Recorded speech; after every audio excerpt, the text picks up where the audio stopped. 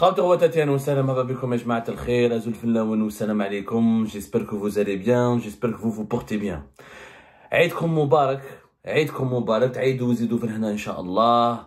Tous nos meilleurs vœux, tous nos vœux de bonheur, de félicité, d'épanouissement. Allah يكون عنكم. Merci d'ailleurs pour vos vœux, vous étiez très nombreuses et nombreux à nous envoyer des messages depuis ce matin, ce 6 juin 2025, ce Eid al-Adha 2025. Vous avez eu une pensée pour nous, ça nous touche.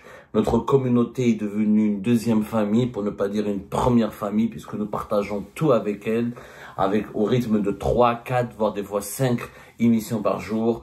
Il y a certains commentateurs que je commence à connaître personnellement, des commentaires des styles que je commence à connaître, à repérer, des sensibilités qui se dégagent et des affinités qui se créent.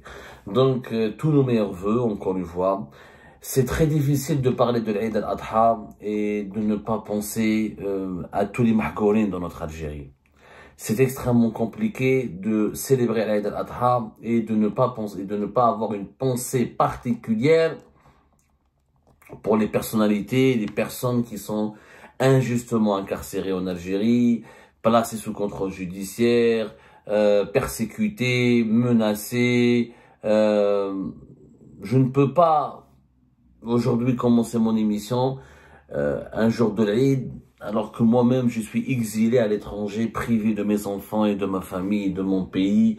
Vous ne pouvez pas imaginer la souffrance, la douleur que nous ressentons parce qu'on n'est pas présent à côté de nos proches, à côté de nos compatriotes, présents sur cette terre sacrée qui est l'Algérie, que nous aimons tant et qui nous manque tant.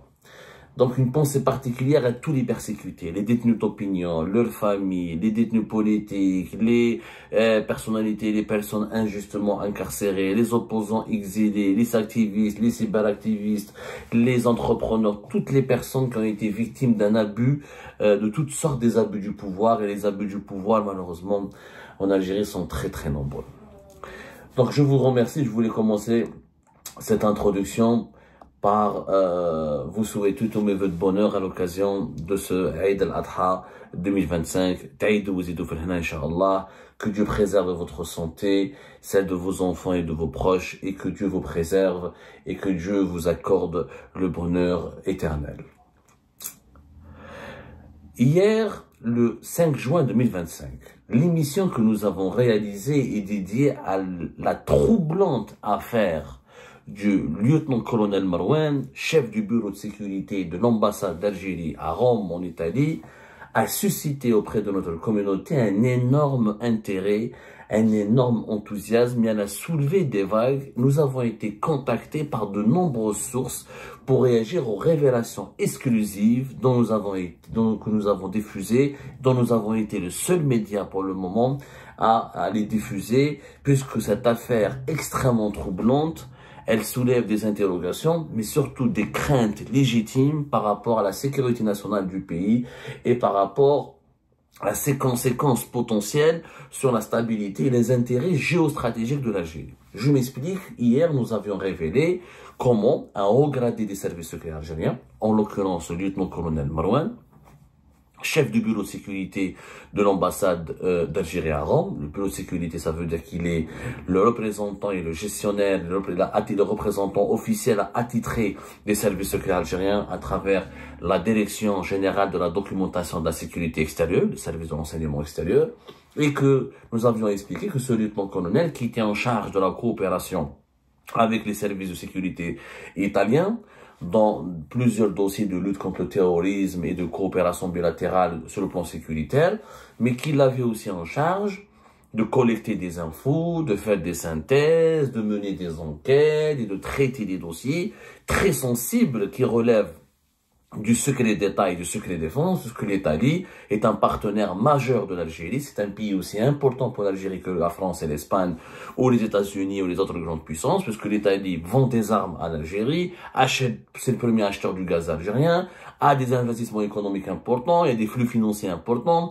il y a des échanges d'informations importants, il y a aussi des partenariats sécuritaires, militaires et économiques importants. Et que le bureau de sécurité de l'ambassade d'Algérie, et non seulement il contrôle les activités de l'ambassadeur et du personnel diplomatique déployé sur le sol italien, mais aussi il étudie, contrôle, vérifie et s'assure de la protection des données confidentielles et secrètes qui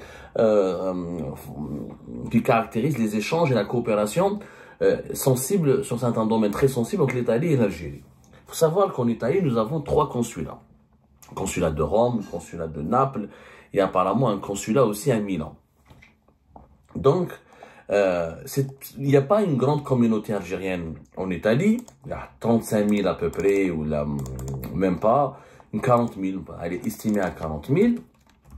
Mais comme c'est un pays important sur le plan économique et sécuritaire, comme l'Italie est l'un des pays avec l'Allemagne, l'Afrique du Sud, la Russie et la Chine qui vendent des armes de façon régulière et des équipements de sécurité nationale à l'Algérie, donc c'est un poste extrêmement sensible. Ce lieutenant-colonel a fait défection, il a déserté depuis pratiquement 15 jours. Et on a retracé son parcours, une partie de son parcours lors de la dernière émission, et on s'est posé des questions sur les raisons qui l'ont poussé à partir.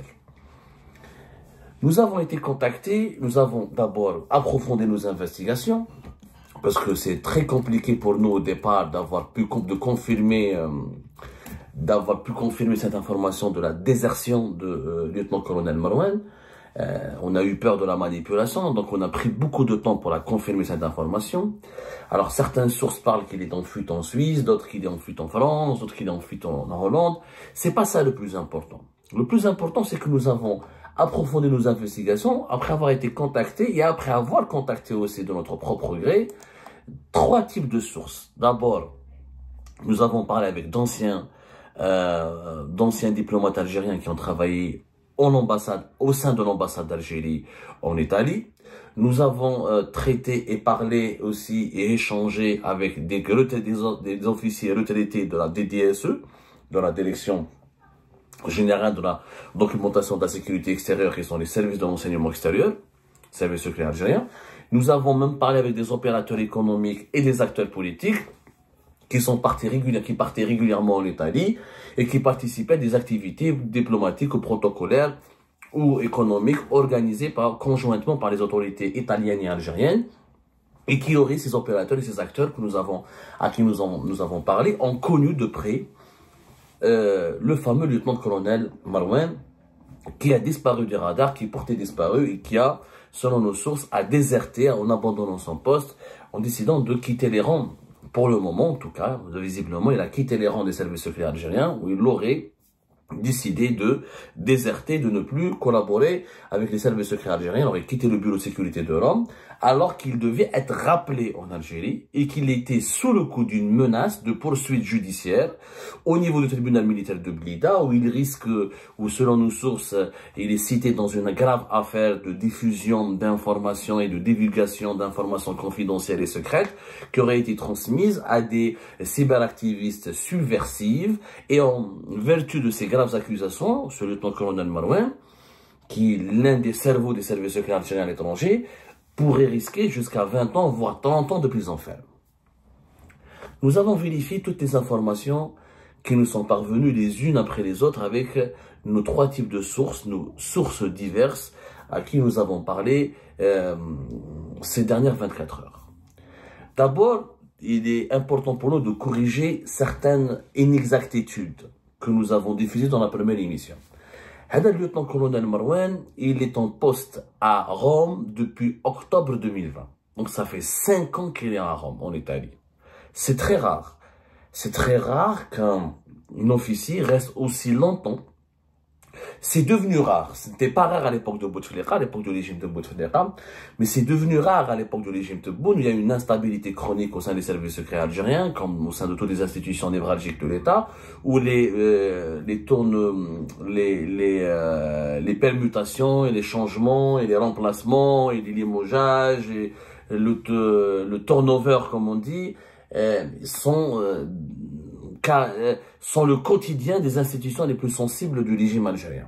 Mais le lieutenant-colonel Marouane, il est parti à Rome depuis octobre 2020, il est resté dans son poste. Il n'a jamais été inquiété jusque-là, il n'a jamais été rappelé, il n'a jamais été sanctionné. Au contraire, il était apprécié, on parlait de bien, on disait beaucoup de bien de lui, on parlait de bilan extrêmement satisfaisant. Il était même promis on lui a même promis de bénéficier prochainement de promotion. Ce qui est encore plus intriguant, c'est que nous avons découvert que le lieutenant-colonel Marouane n'a rien à voir avec la DDSE. Il n'a pas commencé sa carrière au sein de la DDSE. Il n'est pas issu des services de renseignement extérieur. Le lieutenant-colonel Marouane, il vient de la DGSI, de la Direction Générale de la Sécurité Intérieure. C'est un enfant du renseignement intérieur. Selon nos investigations, il travaillait depuis 2015, avant même 2015, avant de sa nomination en 2015 au sein du cabinet du patron de la DGSI, il avait commencé à travailler dans le fameux CCD. Le CCD qui a été dirigé durant une bonne partie des années dans les années 2000 par le colonel Fouzi. Le CCD, c'est le centre de documentation et de communication. Voilà, le centre de communication et de diffusion. Le centre de communication et de diffusion, c'était un département du DRS à l'époque du général Tofek, avant la restructuration qui avait été menée entre 2013 et 2015, et qui avait pour siège dans des locaux à Ben Aknoun, juste à côté de l'ambassade du Canada à Ben Aknoun, à Alger, dans la banlieue d'Alger. Et le CCD, c'était l'organe du DRS qui contrôlait toutes les activités de la presse algérienne. La gestion de la manne publicitaire publique à travers l'ANEP, l'Agence nationale de l'édition de la publicité, la diffusion de certains articles de presse, la surveillance des journalistes, les agents des services secrets algériens qui infiltraient les rédactions pour surveiller la presse algérienne, la récolte d'informations sur les titres de la rédaction, les agréments, les enquêtes pour donner le feu vert pour tel ou tel agrément pour tel ou tel journal, les titres de presse, les aides qui devaient parvenir et les aides financières et les subventions qui devaient parvenir à certains titres de la presse et pas à d'autres. C'était l'organe chargé de la stratégie médiatique du régime algérien. Le CCD, c'était lui qui calculait, qui choisissait les journalistes, les journaux, les titres de la presse et qui surveillait toutes les activités médiatiques du pays et qui était le cerveau, la tête pensante, si vous voulez, de la stratégie médiatique du régime. Comment on communique, à travers quel journal, dans quelle langue, y compris la presse étrangère. Est-ce que quel titre de la presse étrangère pouvait rentrer en Algérie, pouvait être diffusé, quel journaliste étranger pouvait venir en Algérie faire du reportage, comment devrions-nous le traiter, comment il était suivi, pris en charge, etc. Depuis la disparition de ce CCD, vous remarqueriez que la presse algérienne est devenue totalement déstructurée, désorientée. On pensait qu'après la disparition du CCD, que la presse algérienne gagnerait en indépendance, en liberté et en maturité, mais finalement que depuis la crise politique de 2019, la presse algérienne est devenue encore plus dominée, plus réprimée, plus persécutée, parce qu'aujourd'hui, il n'y a plus de CCD, mais il y a d'autres organes de l'État, notamment la Direction Générale de la Communication du Palais présidentiel, qui a repris le relais et qui gère la question de la liberté de la presse en Algérie et de la production médiatique du pays de façon encore plus dure, plus brutale, plus brusque et nettement moins intelligible et intelligente par rapport à l'époque du CCD du DRS qui était géré par le colonel Fouzi, l'un des officiers les plus célèbres du DRS à l'époque et qui est mort que récemment. En 2015, le lieutenant-colonel Marouane rejoint le cabinet le patron de la DGSI. Et à ce moment-là, il va gérer, selon nos investigations, des organismes délicats. Il va s'occuper du bureau central de lutte contre le terrorisme. Et en 2018, il va même être appelé à gérer le fameux bureau des affaires réservées. Le bureau des affaires réservées, au sein des services secrets algériens, c'est le bureau des affaires les plus sensibles. Les affaires pire que le terrorisme, les affaires avec les services secrets étrangers, l'espionnage étranger, les activités d'infiltration des groupes armés, les opérations les secrètes, les sophistiquées, qui concernent les sujets les plus délicats et les plus sensibles pour la sécurité nationale de l'Algérie.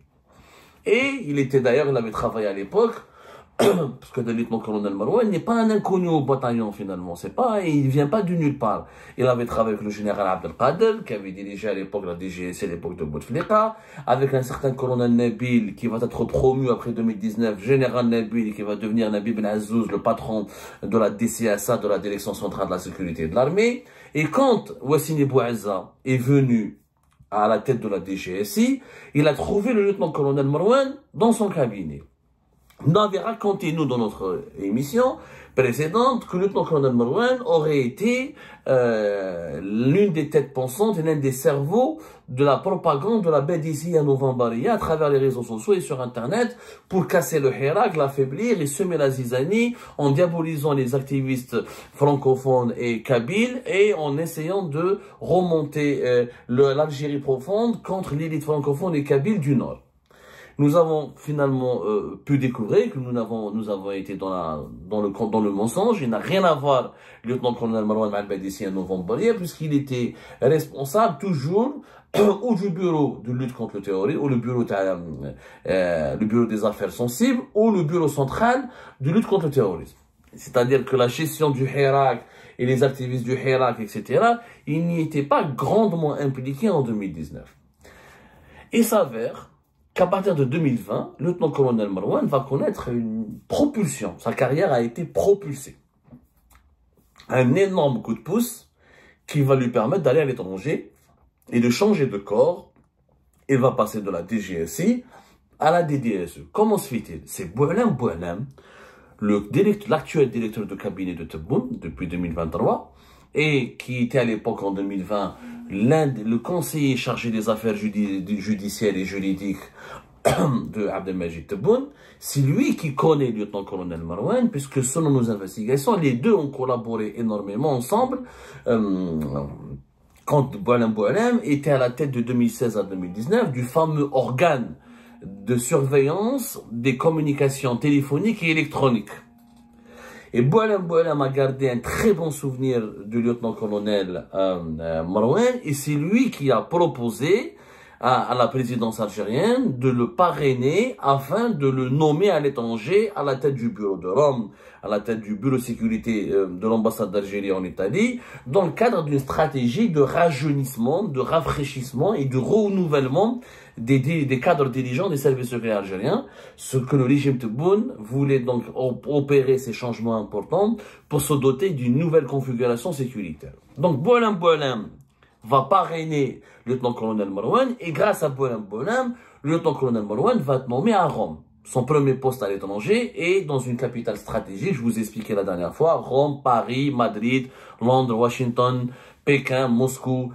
Ça, c'est des capitales importantes qui représentent des centres d'intérêt hyper stratégiques pour le régime algérien. Et les agents et les chefs de bureau de sécurité dans les ambassades d'Algérie en poste, dans les ambassades d'Algérie dans ces pays-là ou dans ces capitales-là, ce sont des postes extrêmement prestigieux pour lesquels il faut normalement non seulement de la compétence et de l'expérience, mais surtout aussi des parrainages et des coups de soutien, des coups de pouce et un soutien important des personnalités ou des dirigeants les plus influents du régime.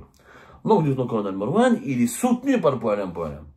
C'est un homme proche et acquis à la cause de Boualem Boualem, voire même il a des relations amicales approfondies avec Boualem Boualem selon nos investigations. Donc, ce que nous avons aussi découvert, ce qui est encore, je vous donne tous les éléments intrigants, après on passera aux commentaires. Intrigant pourquoi?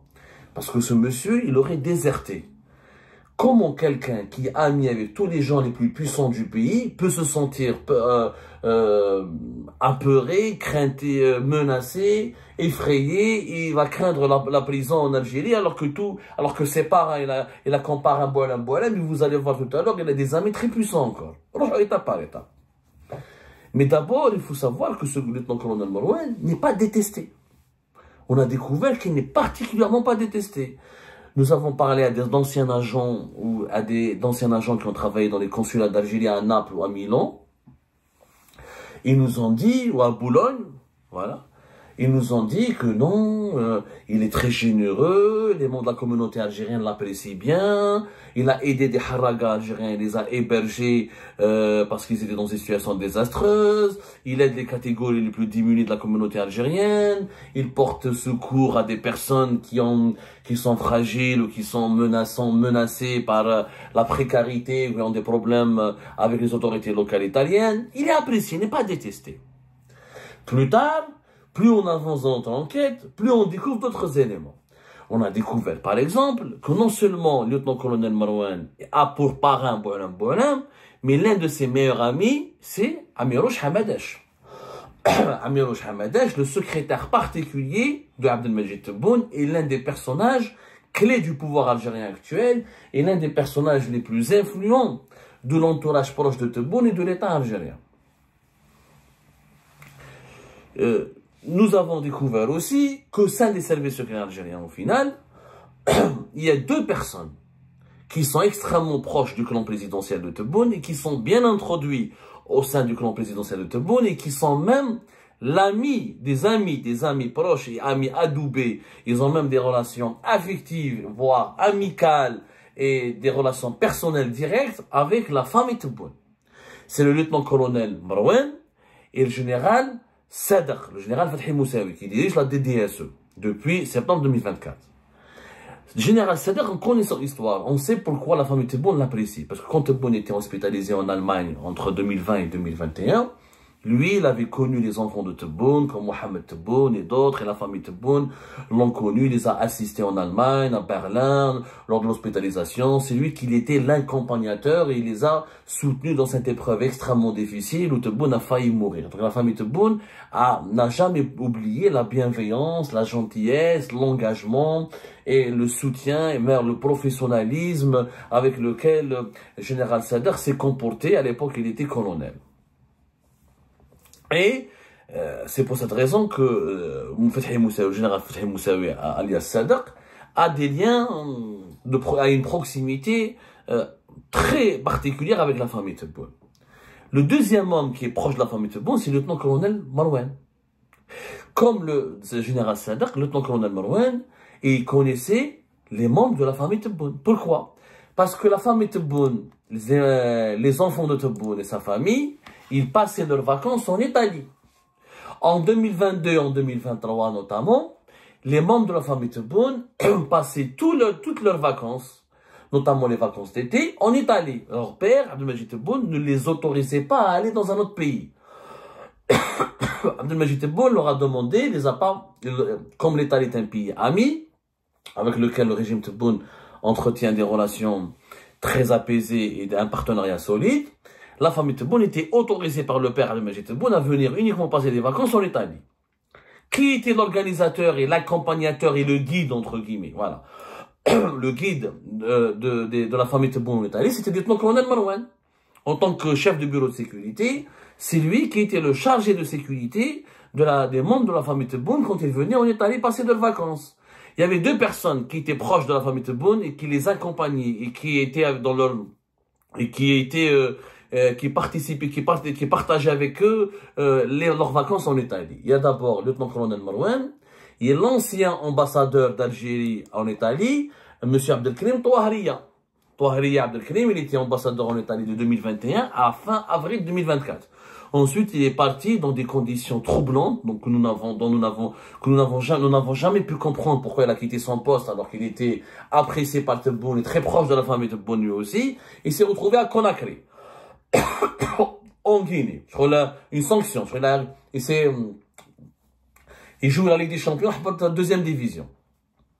Donc, le lieutenant-colonel Marouane connaissait la famille Tebboune, très apprécié, leur chargé de sécurité, et leur guide.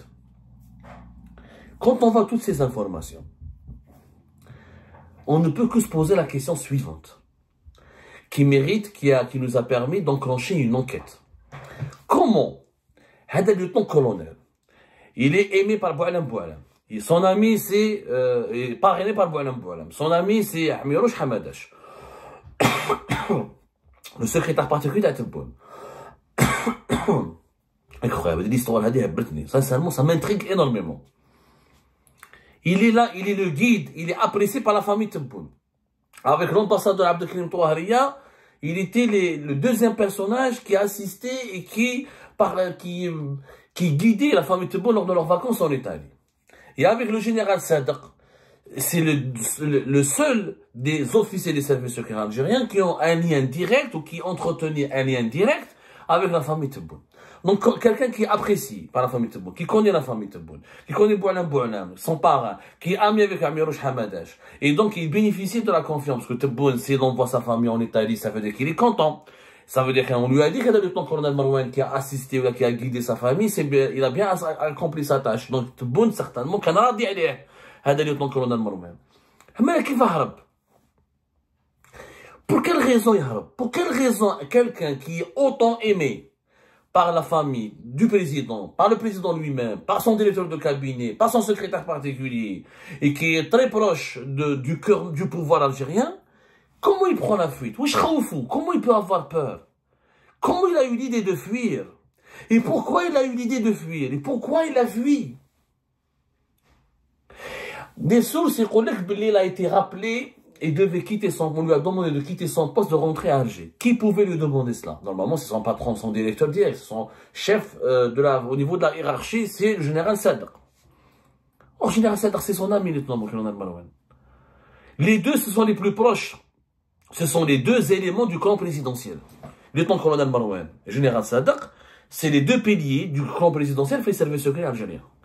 Comment le général Sadr aurait pu menacer le lieutenant-colonel Marouane ou aurait voulu lui faire du mal, en le rappelant, en lui faisant quitter son poste, alors qu'il est apprécié, il a un bon bilan, où il fait l'objet d'une satisfaction générale exprimée par la famille du président, le président, son directeur de cabinet, son secrétaire particulier.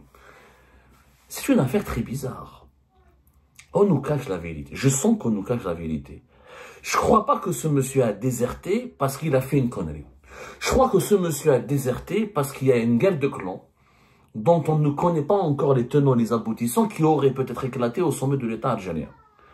Et nous allons mener notre enquête pour la comprendre, pour avoir la vérité. Parce que là, on ne cherche pas à insulter les uns et les autres, on ne cherche pas à manipuler l'opinion publique en faisant du buzz. Nous, on cherche la vérité. La vérité, elle est ailleurs. Je suis sûr que la vérité n'a rien à... Elle n'est pas au tribunal militaire de Blida. Mais ça fait 5 ans qu'il est en Italie, il est apprécié. La famille Tebboune, le président Tebboune, le directeur de cabinet Tebboune. Le chef des services secrets, c'est son ami, c'est lui aussi ami de la famille Tebboune. Et du jour au lendemain, le tribunal militaire de Blida va le chercher après lui. On nous cache la vérité. Je suis sûr que la vérité dans cette affaire, elle est ailleurs. Elle n'est pas à Blida. Elle est à Rome. Et comme le dit le vieil adage, tous les chemins mènent à Rome, nous allons enquêter de façon encore plus profonde et plus détaillée. Parce que déjà le départ en 2024 de Abdelkrim Touahria n'a jamais été expliqué. Abdelkrim Touahria, l'ancien ambassadeur d'Algérie en Italie, c'était l'ami de Tebboune. Il avait la confiance de Tebboune. Il était le diplomate le préféré de Tebboune. On avait même pensé à l'époque que Abdelkrim Touahria allait devenir le ministre, le chef de la diplomatie algérienne. Il est plus proche de Tebboune que Ahmed Attaf. On lui avait même, on lui avait promis une grande carrière. Et du coup, Abdelkrim Touahria, il disparaît. Il fait Conakry, depuis il a disparu des radars. Juste après Abdelkrim Touahria, vous avez le lieutenant-colonel Marouane. Qu'est-ce qui s'est passé à Rome? Qu'est-ce qui s'est passé à Rome pour qu'il y ait autant de disparitions énigmatiques? La première disparition, c'est une déchéance, celle d'Abdelkrim Touahria. La deuxième disparition, c'est une désertion, parce que le lieutenant-colonel Marouane serait menacé par une procédure judiciaire au niveau du tribunal militaire de Blida. Il y a une énigme derrière cette affaire, et nous allons tenter de résoudre cette énigme dans nos prochaines investigations.